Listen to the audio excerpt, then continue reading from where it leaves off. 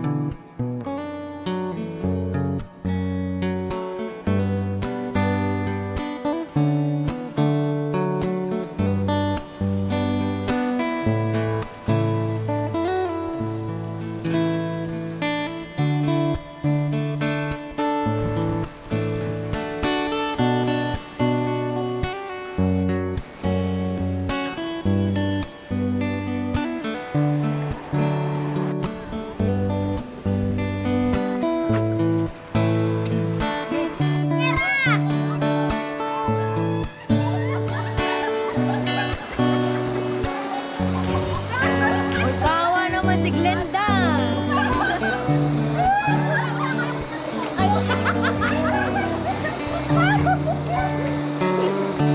Yung kanina kagaya kanina.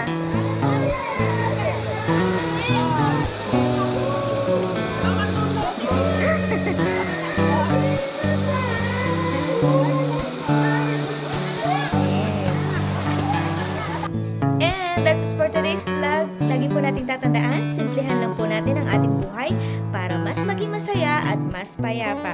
See you on my next vlog. Bye!